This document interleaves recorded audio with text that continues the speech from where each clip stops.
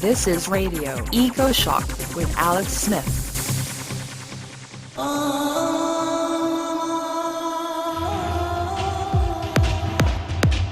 Do you feel despair about your government's lack of action to protect our climate?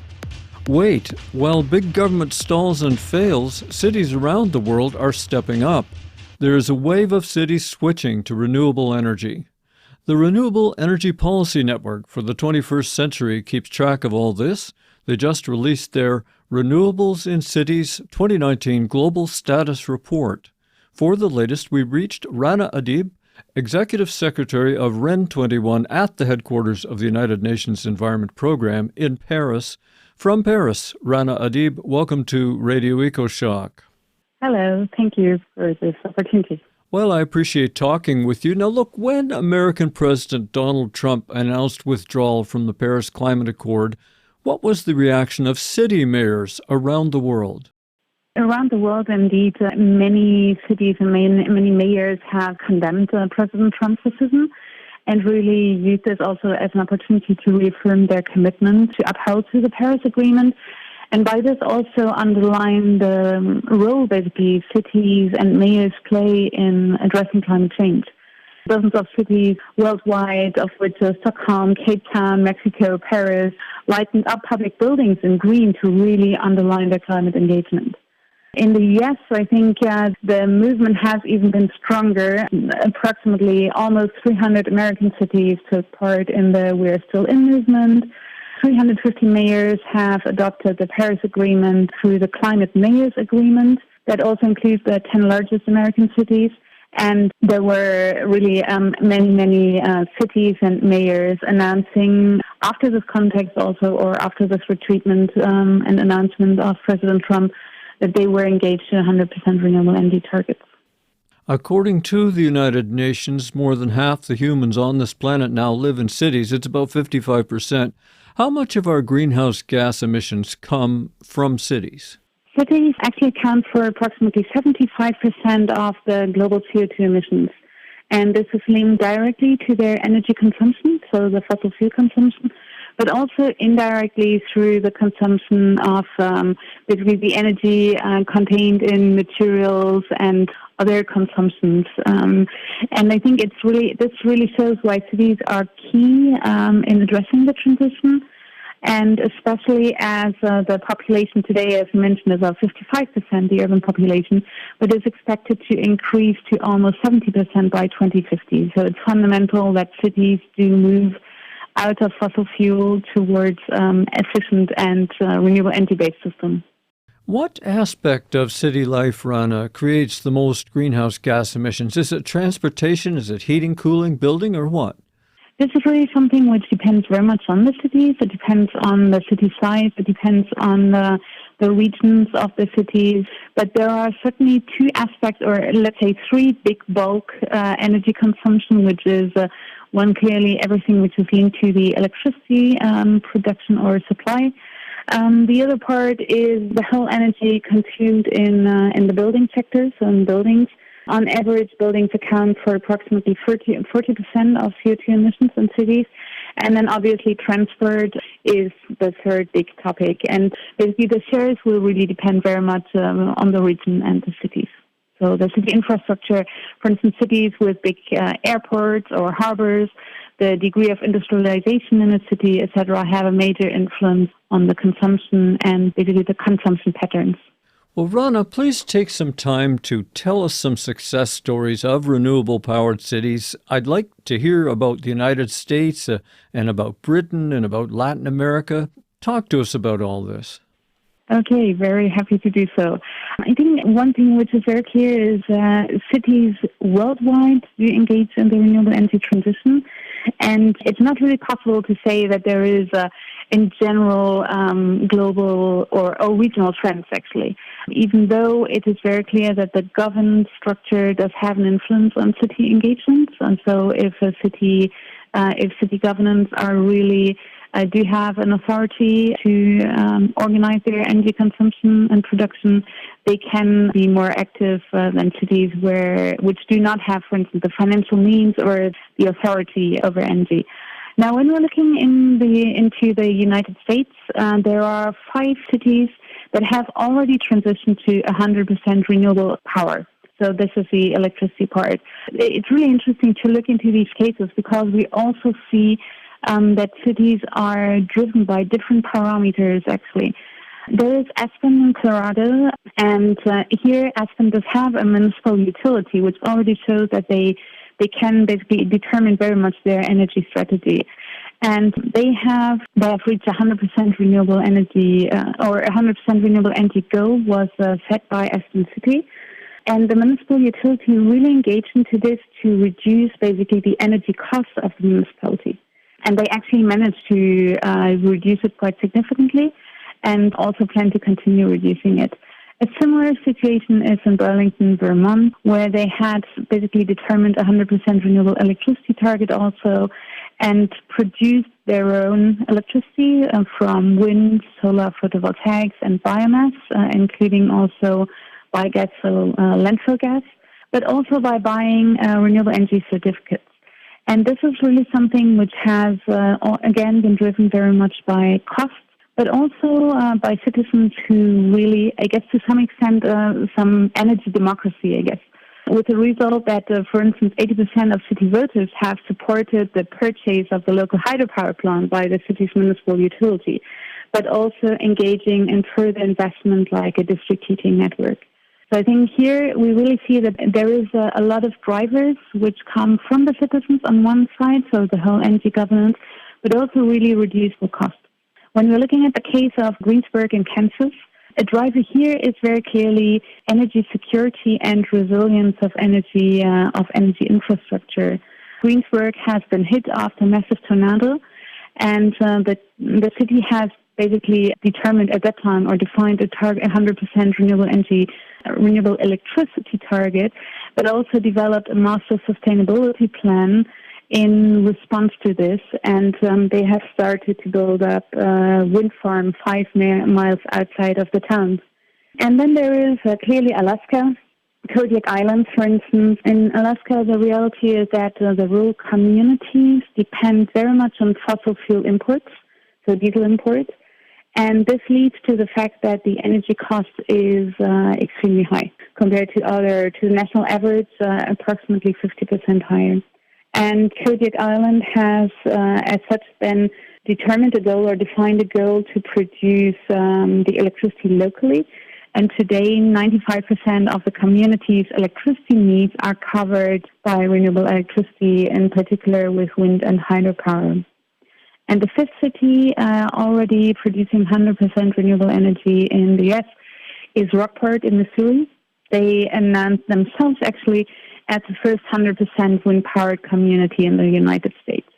There is, in addition to these cities which already have 100% renewable electricity targets reached, 145 U.S. cities that have 100% renewable energy targets set between a date of 2020 until 2050, and today some of them are already going beyond this agreement. Again, I'd say drivers are cost, drivers is governance, drivers is also the possibility to create not only save energy costs, but also creating additional income for the municipalities, because their cities are able to produce excess electricity or excess energy, which they can sell again, and this creates clearly income for the municipalities. Another aspect again, and this is, for instance, something we see in Chicago, which is the largest city in the U.S. That is committed to 100% renewable energy. Here, there is a famous Resilient Chicago plan, which has been launched in 2018. And here, very clearly, it's really in response to, basically hurricanes, etc. Yes, let's talk about the UK. We've got listeners there, and it's really important what happens in the UK, I think. In the UK, one part which is really interesting is this so-called Merton Rule, which the London Borough actually of Merton initiated this measure in 2003. And this has changed a lot, basically, the possibilities for municipalities to engage in the renewable energy transition, as it enables local authorities to set higher energy standards in buildings than those established at the national level. And I think it's also something which is very important because what we see in UK cities is that they are not only engaging basically in the electricity transition, so transitioning the electricity consumption to a renewable electricity consumption, but they are really also quite strategically developing renewable energy in the heating and cooling sector and in the transport sector. And this is something which is fundamental because heating, cooling, and transport account for more than 80% of the total final energy demand. So cities really play a key role here. Some examples are Bristol was, for instance, the first city to really develop a comprehensive solar map for homes and businesses. And this is something we clearly see. The cities that are able to inform citizens, but also businesses, potential investors, on the potential, on the locations where renewable energy can be developed, etc., are already creating a very good basis for action. So this is something which is very important to have, to be able to have informed decisions about policies, but also about investment. I think the case of London is also really interesting because it shows another driver which we see very much, in particular in big cities, also in cities in more industrialized zones. And this is not only in Europe or the US, it's very much in Asia, for instance, in China and India, where you have the most polluted cities actually are in Asia. London launched, for instance, a strategy to phase out the installation of fossil fuel heating in the 2020s. It also addressed very much the congestion issue in London because road transportation, but also heating, this contributes significantly to local air pollution. And this is a major health issue. I think it's approximately, if I'm not mistaken, 4.2 million premature deaths per year. And this also represents a huge amount of economic cost for the societies. Or maybe about London, what they've also done. They have moved very much of their transport, and here the public fleets, to electric mobility, but also to biomethane. So biomethane is either biogas from organic waste or landfill gas from municipal solid waste, which is cleaned up and upgraded to be biomethane, which can replace natural gas. And this natural gas can then be used in natural gas vehicles. And what is interesting is that London has basically used their procurement rules, I guess, to determine the type of fleets they were using on buses, also on waste trucks. But they have also defined ultra-low emission zones, for instance, and this directly has an impact on city players, and not only city players, but like the taxi fleets or delivery fleets that need to adapt basically to this rule and make other procurement choices. This is Radio EcoShock. I'm your host, Alex Smith. Get all our previous programs at our website, ecoshock.org. This is Radio EcoShock. I'm Alex Smith with my guest, Rana Adib from the Renewable Energy Policy Network. And we're talking about the good news coming from cities as they turn towards renewable power. I was surprised when looking at the handy maps in your new status report that Latin America is surging ahead in various cities. Could you just talk to us about that too, please? Yes, so we see in Latin America, for instance, when we're looking at the CDP self-reporting, and the CDP is the Carbon Disclosure Program, and here cities have the possibility or are self-reporting on climate-relevant indicators, so it's a questionnaire. And here we see in the CDP data, for instance, that many Brazilian cities already reach very high shares of electricity consumption coming from renewables. And this is, for instance, linked to the fact that in Brazil there is, in the national power grids, you already have quite a high share of renewable electricity because of hydropower. And as a result, for cities, it is quite easy, I guess, to move in that direction. So this is one aspect. The other aspect is, however, and here we clearly see that Latin American cities are also leading when we're looking into electric transportation. And this is not only road transportation, but it's also the development of public transportation, metros in particular. There is a case of Santiago de Chile that has deployed 200 electric buses, which is the largest electric fleet actually in the region, and is also expected to increase more significantly to reach basically the city's target of reaching 80% of the city buses by 2022. There is a case of Buenos Aires where they introduce electric buses again.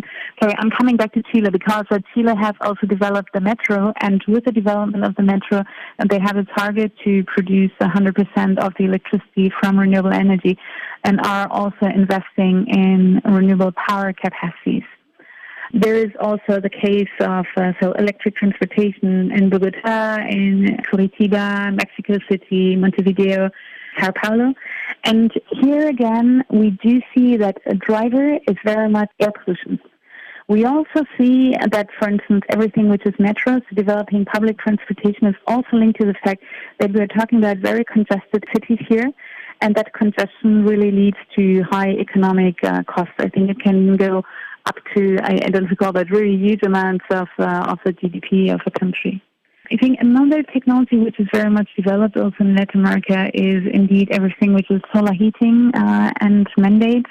Here we have cases in Brazil, in Mexico City, where the development of solar heating is really mandated by the city in the new buildings, but also projected basically in the integration in existing buildings already. So surely we could do even better in the future if the cities mandated things like solar panels on every building or even solar receptors right in building materials and roads. Do you see room for even more sustainable power coming directly from urban areas themselves? Yes, I do think there is a lot of, again, this obviously depends very much on the cities themselves because it depends on the density, for instance, of cities, the infrastructure of cities, and this is where basically urban planning is fundamental in driving the transition. But there are many rooftops. There is a possibility, and I think this is when we are thinking about low-hanging fruits or how to avoid future emissions, it's very clear that today we still see, if I'm not mistaken, it's approximately 60% of new buildings that are still built without having any energy-related mandates. That is obviously something which needs to be addressed right away. And here really developing net zero emission buildings, but also net zero emission districts is fundamental.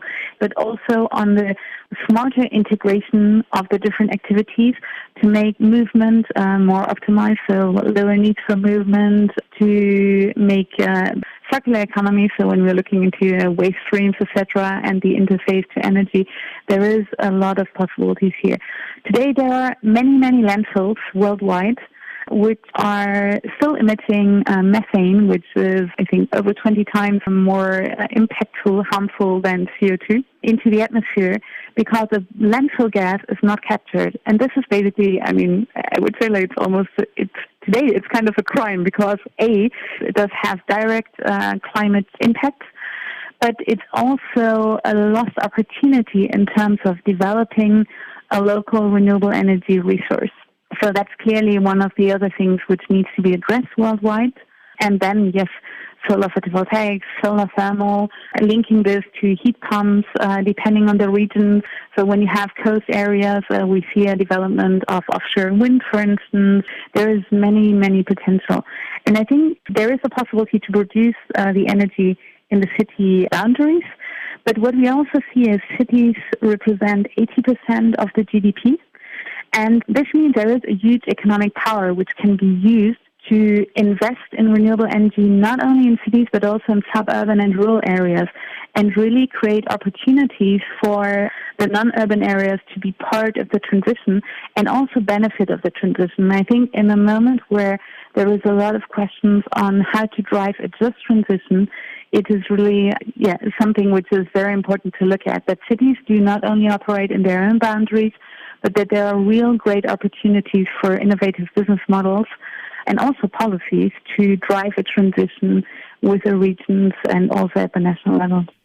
Well, we have to keep it real here. I mean, becoming a 100% renewable city does not mean that there are no emissions coming from that city. What is the relationship between the all-critical greenhouse gas emissions and renewables in cities? So the reality is that you had asked before how much cities are emitting in terms of CO2 emissions.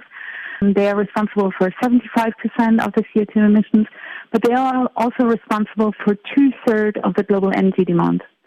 And the major carbon impact comes actually from the consumption of fossil fuel for producing electricity, for producing heating and cooling or thermal energy, partly also in industrial processes, and for burning basically this fossil fuel for transportation.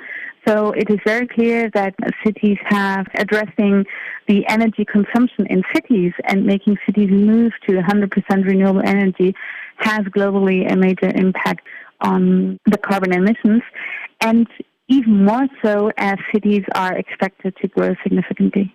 If emissions are increasing even as cities work to switch off fossil fuels, there must be more cities that could go for renewables but are not. And so I have a small suggestion for you. Rana Adib, have you considered adding a look at cities that are ripe for conversion and maybe a list of those who are not really trying but should be? Maybe you could put that in your next report.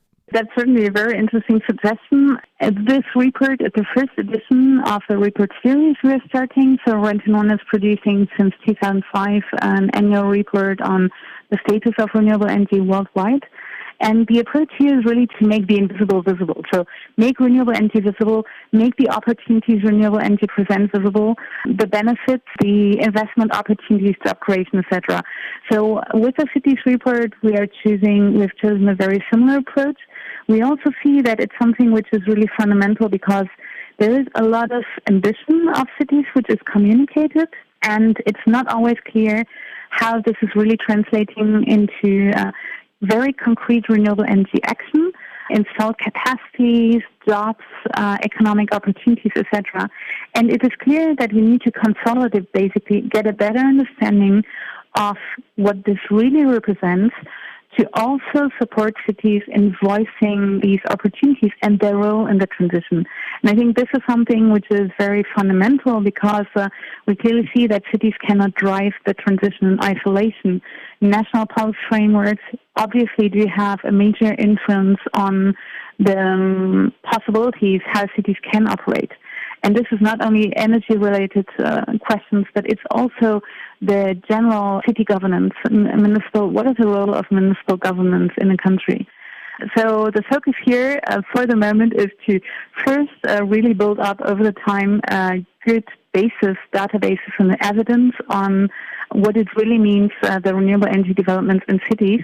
And then obviously I think it's very important not to only speak about the good examples, but also have at least some examples where we speak more about the missed opportunities.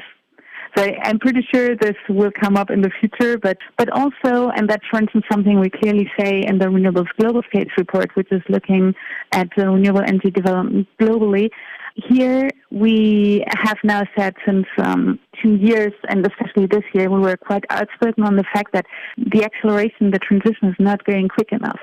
In the power sector, the share of renewable electricity is of 26%. This is where it is increasing because of the development in particular of solar photovoltaics and wind. And this is, I'd say, like the success story of renewable energy. We clearly see that it's not enough and needs to accelerate more. But the problem is actually that in heating, cooling, and transport, which is more than 80% of the total final energy demand, we only have a share of 3% in transport and 10% in heating and cooling. So building up the evidence on what is happening in renewable energy is also a possibility to inform decision makers about the fact that we are not on track and that much more needs to happen. Well, Rana, we're starting to run out of time. I just have a quick question here. Does your account of renewables for cities include electricity from nuclear power as renewable? No, definitely not, for many, many reasons. Nuclear power is not renewable. And in terms of climate change, very clearly, nuclear power is indeed not emitting CO2 emissions, but is clearly not climate resilient. and does have many social and economic and environmental impacts. So in Europe, for instance, now in summer during the heat wave, many nuclear power plants could not be cooled anymore. And with an increasing temperature, this will become more and more difficult. And as a result, a major risk for humanity and the nature. Rana, you were educated as an industrial engineer. You worked in the private sector at one point. What took you from sort of the old world tech to new world energy? And I wonder, is your personal pathway also a sign of renewable energy awakening? Actually, you might be astonished, but even when I started working so basically this was in 97, I started in applied research at that time, and I was already working on renewable energy for energy access in developing countries, developing business models, but also how this can be used for water. And when I worked then in the private sector, I was working at the interface between waste, water, energy, and transport by developing a bioenergy program. And I think this is something which I feel is also encouraging. Even the private sector and industry are engaged, and there are many, many opportunities. And I also feel that if we are serious about the transition, it's a transition which needs to be, and this is linked to the fact also that the economic system is very much fossil fuel centered.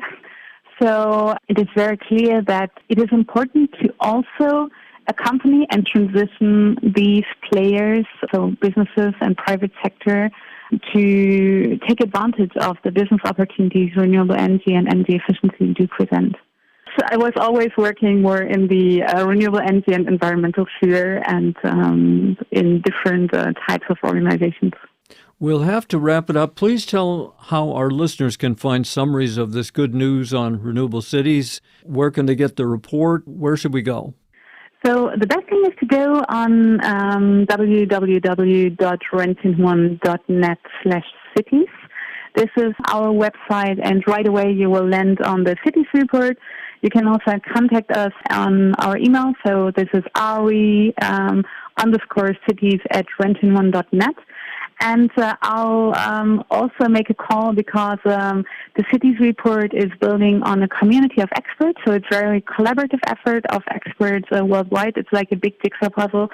And we're really keen on engaging with players who can help us to build and enlarge our databases even more. So please contact us here and participate in this endeavor.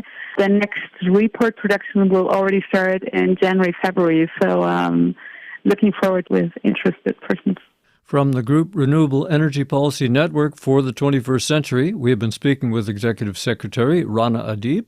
Find links to their new report about cities switching over, including maps and a lot more, in my show blog, or go direct to www.ren21.net.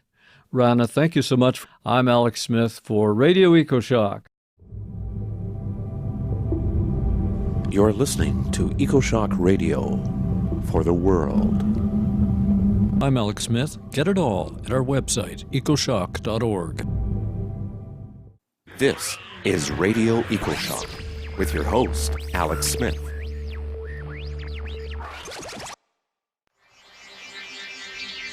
It's all alive. The planet does not work just as a physical system.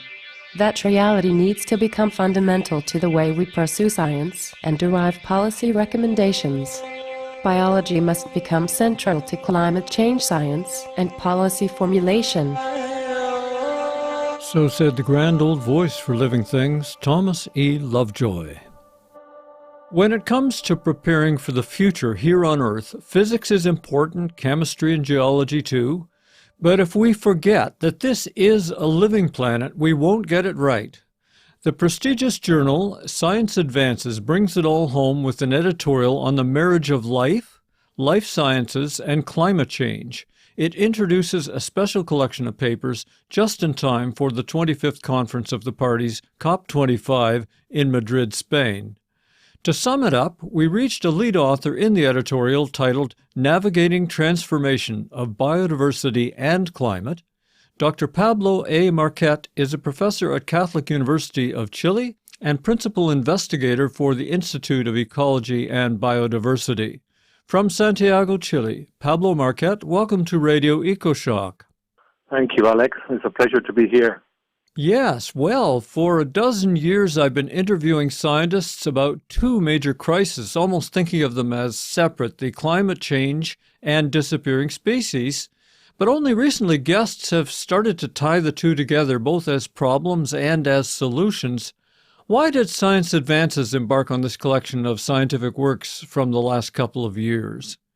Well, it all boils down to a couple of key facts. One is that I was made an editor of Science Advances not too long ago, and at the same time, Chile was organizing the Conference of the Parties this year, but it was moved to Madrid, by the way. But and then is the issue that we have come to realize that we cannot solve problems which are multidimensional and completely interdisciplinary, just having disciplinary approaches. The very old saying that the world has problems and universities departments. I mean, it doesn't work. We have to work with the problems, and the problems have to be addressed multidisciplinary ones. Forest activists and champions for endangered species complain they have been relegated to second seats by the global worry about climate change. Are they right? Well, you have to recognize that species and ecosystems, they are part of the big picture, and the big picture in climate, biodiversity, and all the interactions between them. These two big compartments. So the issue is not that we have to be stuck just talking about the components of the system. We have to think hard about the connections, the dynamics between these two systems.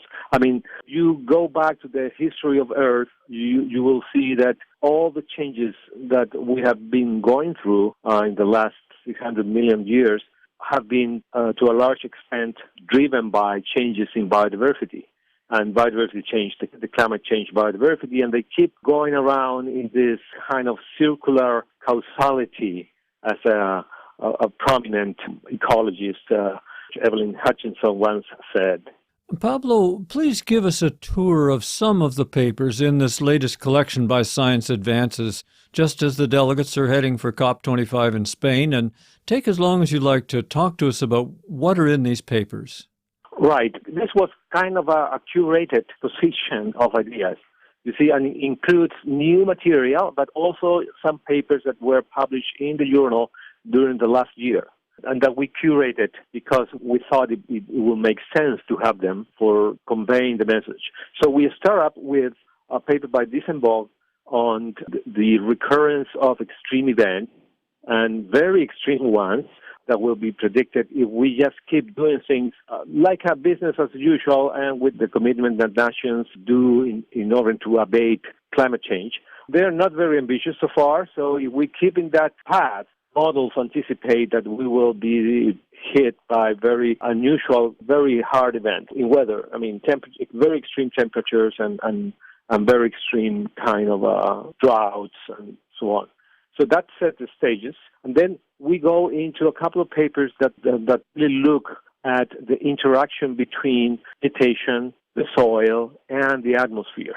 And they make the point that there is sort of a continuum, but also the complexity of this system, because you have the soil with a zillion of bacteria and fungi, and they interact with the plants, and the plant interact with the atmosphere, and there is a carbon fixation that actually promotes a particular type of microbes. Also have a saying in terms of the decomposition rates and the fluxes of carbon from the soil to the atmosphere. So depending on the amount of water that you might have, this process more or less intense, and there is a sort of complexity and feedbacks between these systems. So we know that there is a continuum from the atmosphere to the soil that is mediated by plants, and that there are very complicated feedbacks in between. So then we go into papers that talk about experimental evidence regarding the impact of warming on plant species, and in particular, there is a paper by Panetta and John Harte where they show that experimentally how is the impact of artificial warming in a prairie, which is in a place in Colorado, and they show that warming affects the seed bank of the particular species, and that promotes the extinction of this species of plants in meadows. So this is experimental evidence that climate can induce extinction of plant species at a very local scale. We have a couple of papers on the importance of marine conservation, of a marine ecosystem, how you can improve the creation of a system of protected areas to be resilient to climate change, the importance of enforcing management plans for these protected areas, the importance of considering climate change when doing that, and also some alternative in terms of adaptive management of protected areas. So you can create protected areas when it's needed, and then when needed, and then you can move those protected areas to different regions because of climate change also changes, and its impact also changes. So it's a very interesting, provocative paper. And also, there is another interesting paper on the implications of climate change for fisheries in the sea, and how it's predicted that if we keep the path we are going, we will anticipate losses in biomass and revenues, and that if we enforce the Paris Agreement, there will be a lot of benefits in terms of biodiversity and in terms of revenues of the economy. And then there is a paper, this is a very interesting one, I'm co-author of that one too, and this one is by Brian Enquist's group, and it's a paper that compiles a huge database of millions of records of plants across the world. Shows that the most common pattern is that most species are rare, and that there are very kind of well-defined hotspots of rarity, and that most of these hotspots of rarity coincide with areas that will experience accelerated climate change in the future. So that will likely endanger, increase the extinction probability of a lot of rare species. And then we have very important papers which make the point that there are solutions to the crisis, the climate crisis we are facing. And those solutions, I like to call them, are based on biodiversity. Biodiversity is part of the solution, and it's also part of the problem because we are part of biodiversity, and we don't usually recognize that, and that's part of the problem. So biodiversity solutions means that we can change or use different ecosystems or nature to actually mitigate emissions and potentiate the capture of carbon. And those are the so-called nature-based solutions or biodiversity solutions. So for example, you can restore or you can revegetate areas with native vegetation, so you can improve the growth and the capture from the atmosphere. You can change agriculture.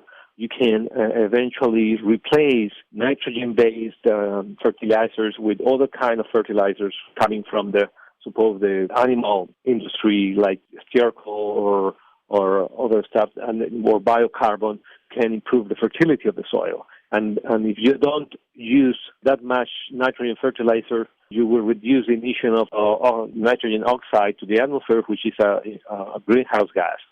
So you can improve silviculture to plantations. You can make longer rotations. You can also create or improve the urban forest, for example, or restore wetlands, which is a huge thing in terms of carbon.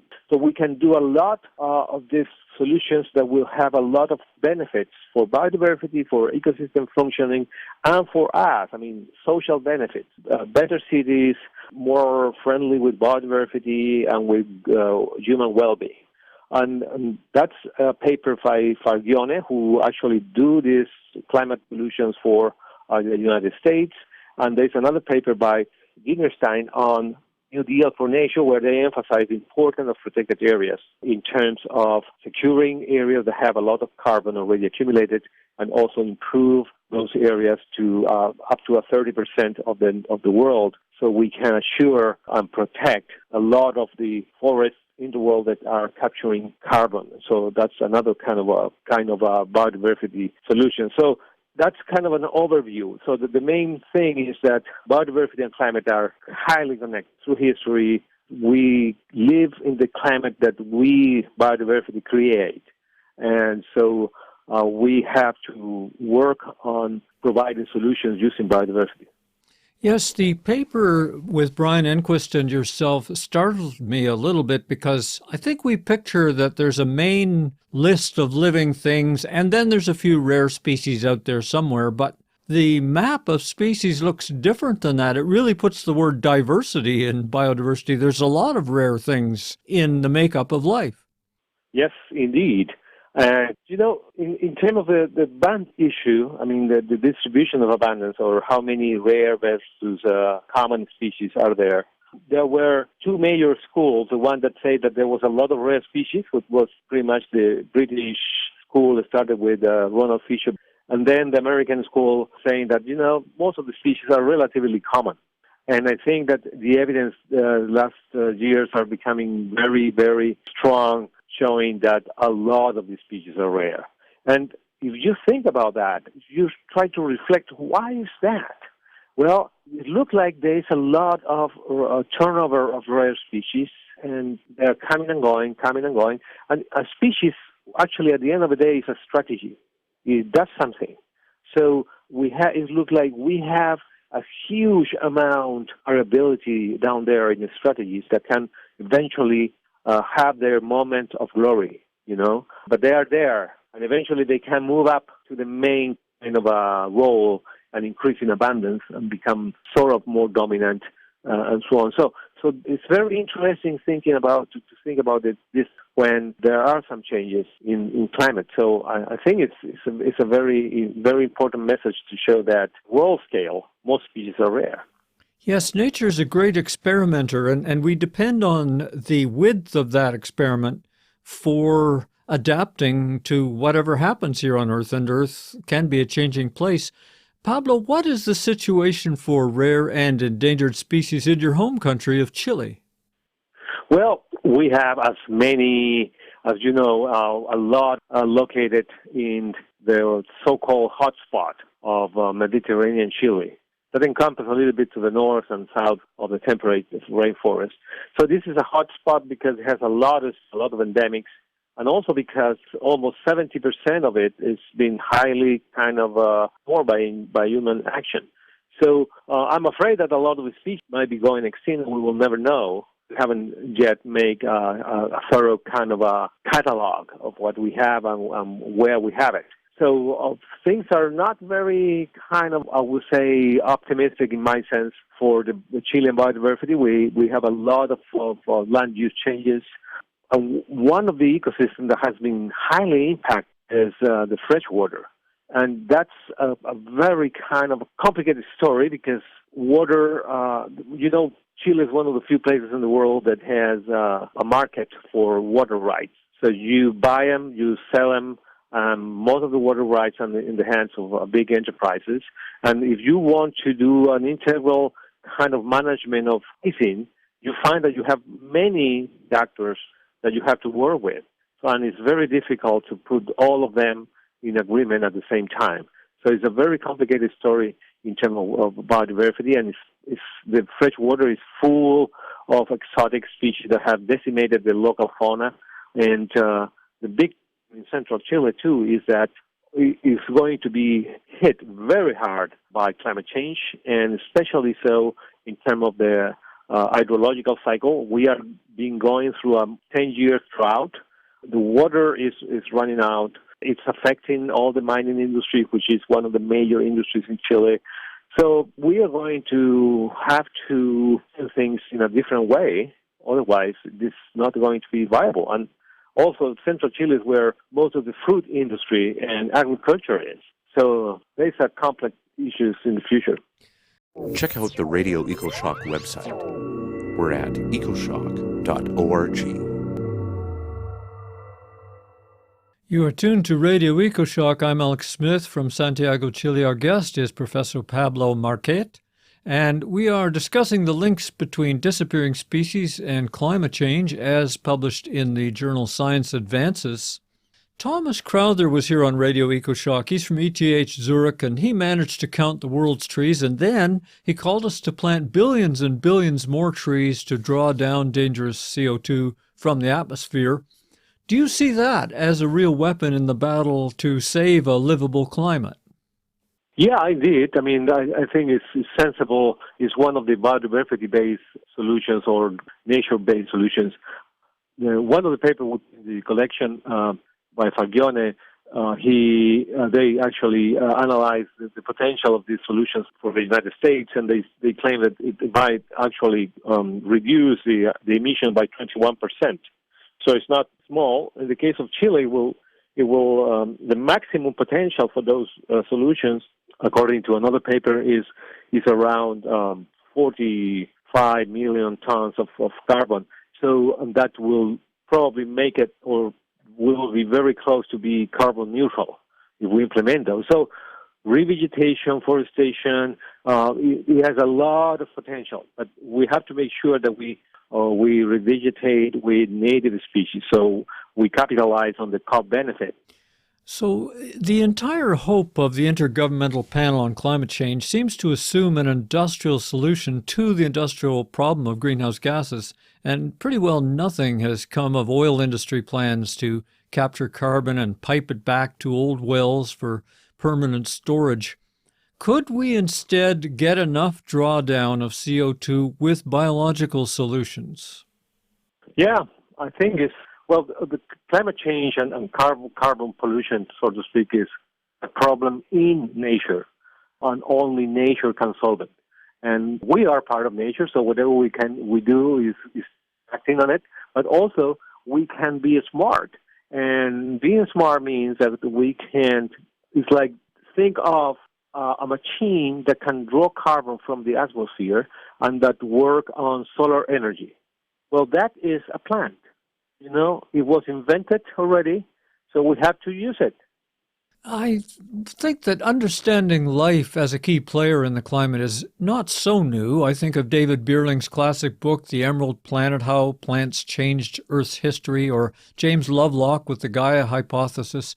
Do you think the politicians and experts at COP25 have tuned into this new connection yet, or are we stuck with just the numbers game of carbon dioxide in the atmosphere? What do you think? Well, I think that there is there is some logic in reiteration. I mean, we have to rediscover the wheel several times until it becomes your wheel. And I think the politicians, some of them are really locked some views or solutions. And it takes a while to move them from that sort of a tractor to a different one. And biodiversity-based solutions or nature-based solutions are becoming very big.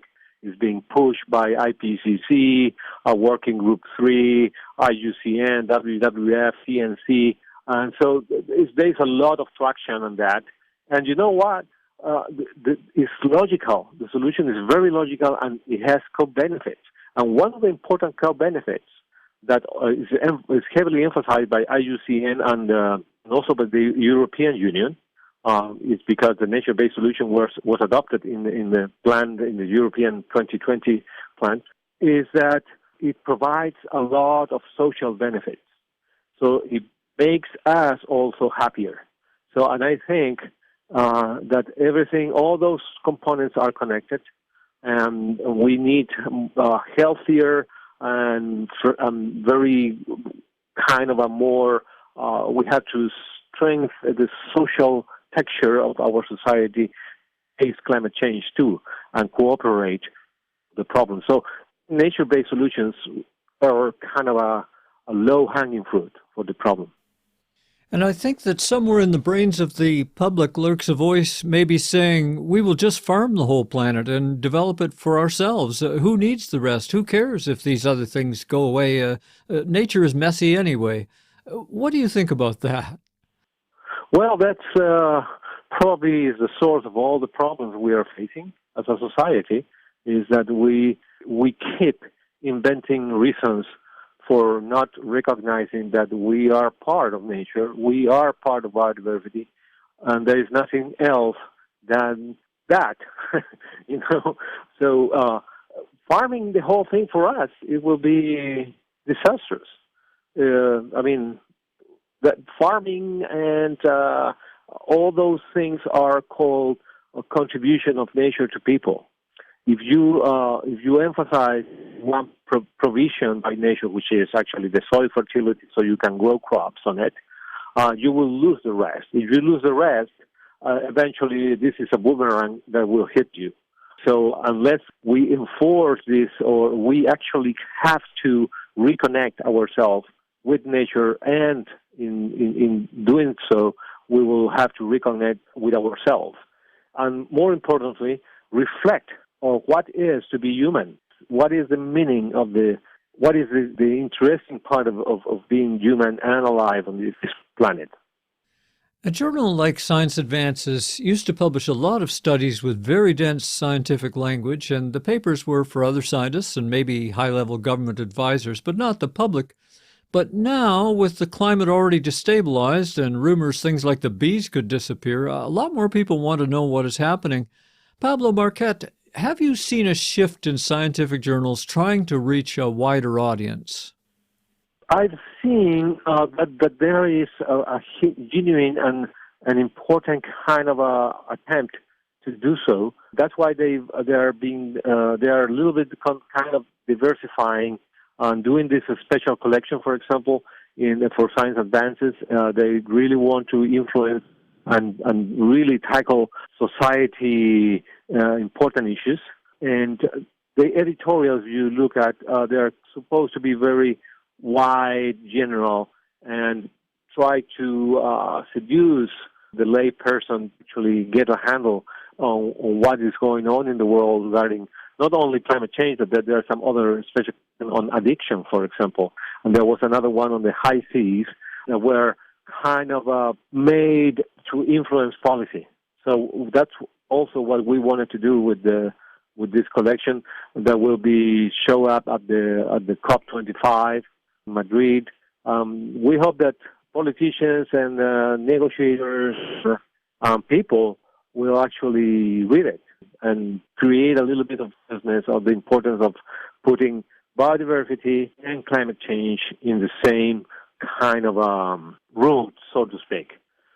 Yes, it's a dual crisis, not just a single thing. Now, in your introduction to the Science Advances Special Collection, you and 3 colleagues write, quote, "Evidence suggests that the negative impacts of climate change can be kept under control if we collectively act and critically use biodiversity as part of the solutions we invent. I have to say that I am doubtful. In many places, governments are struggling to keep control of the streets, much less carbon. And when carbon taxes come out, sometimes there are riots. What is the evidence we can keep this warming under control?" Well, pretty much we are talking about nature-based solutions. And if you enforce nature-based solutions, because they have co-benefit to biodiversity and to society, I mean, you will build more equal societies and more resilient ones. People will be happier. Right now in the streets in Santiago, there have been a huge rebellion of the society. Most of the people is out in the street marching for dignity after 30 years of living in a kind of a very predatory economic system. And so probably for this reivindication, I mean, climate is not a problem, an important problem right now. The important problem is to have money to actually make it to the end of the month. In the long run, if you make happier people, you make people happier, you reconstruct the social network and the texture of the society, we will have a chance to act collectively and solve the big problems. But the thing is, the complexity is that all this is connected. I mean, economic systems, social systems, ecology, and so we have to have that big picture in mind and try to enforce or think on new ways to improve democracies, how to make them more representative, to make economic systems more human-based, and also to enforce the major things that make us human. And so we will be able to cooperate to solve the problem. But in the current state of businesses in the world, it's very difficult. But I keep my hopes high. I think we will do it. There is no other choice. As we finish up here, what is next in the works of Pablo Marquet? Well, a couple of things. We are trying to start doing a big analysis for the nature-based solution for Chile, and also I'm leading a biodiversity task force for the Ministry of Science in Chile, trying to update what we know about Chilean biodiversity in terms of climate change and where we can move on. And also I'm affiliated with a Complex System Science Institute, which is the Santa Fe Institute in the United States, and also the Complex System Institute in Valparaiso, Chile. So we keep thinking on the big picture and what is next for this socio-ecological system. And we realize we have to put a lot more efforts to connect the dots and to see how we can come out with missions that will improve human well-being and have a lot of benefits to society and the rest of nature. So there are a lot of philosophy to study here, and I'm delving into it and also reflections to make. So we'll see. If that, I'm optimistic. I think we can pull it out. From Santiago, we've been speaking with one of the leading scientists of Chile, Dr. Pablo Marquet. You can find links to his new work in Science Advances in my show blog at ecoshock.org, or go to advances.sciencemag.org. Pablo, thank you for sharing your time and your thoughts with us. Oh, thank you, Alex. I'm Alex Smith for Radio EcoShock.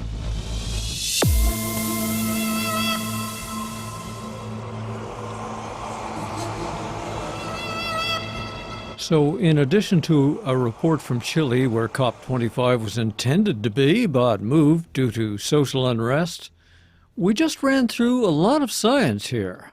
Dr. Marquet has given us a top guide to the most important papers from Science Advances, and they show how biodiversity and climate change are not two isolated problems. They are one on one planet. It is time to link the two movements together. I found Pablo's selection so helpful for my own look at the big picture, I created a list of these papers and where to find them for my show blog this week. I add links to my own relevant interviews with folks like Thomas Crowther and Thomas Lovejoy. You can dig in deep at ecoshock.org. The delegates at the COP25 meetings in Madrid in early December are not working on our last chance to avoid climate change. It is too late for that. We are in it now. But they can try to face the climate emergency and help us all handle it better and live to avoid even worse. Climate action. Overview of the topic, starting with Sir Robert Watson. If governments of the world are truly committed to meeting the Paris targets of a 1.5 to 2 degree world, then the current pledges are totally inadequate.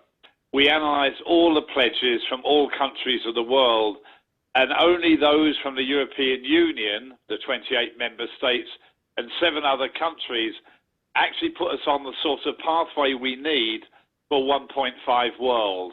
And for realising a 1.5 world, we need a 50% reduction in greenhouse gas emissions by 2030. Literally none of the other pledges help to achieve this. While we should applaud countries like India and China for committing to reducing their emissions intensity, given the very rapid economic growth in both countries, it actually means that their emissions will increase between now and 2030. Many of the small developing countries that rely on financial and technical assistance will probably also not meet their targets because the financial and technical assistance is probably not forthcoming in a timely manner. Countries like the US clearly have a major responsibility to reduce their greenhouse gas emissions, and the administration is clearly going completely in the opposite direction. Also, the US is not contributing to financing developing countries, also by not being committed to the Paris Agreement. It sends signals to other countries that are completely inappropriate. And as one saw, President Trump yesterday did start the paperwork for the US to withdraw from the Paris Agreements. But Russia also hasn't put any pledge whatsoever, as have a few other countries. So the bottom line is really, this paper is a call for action, that if we are truly committed to meet the Paris targets of 1.5 and 2, the current pledges have to be realized, and these pledges need to be significantly strengthened so that by 2050, we've literally got a carbon neutral world. Radio EcoShock. I'm Alex. Thank you for listening. Hang in there and keep on caring about our world.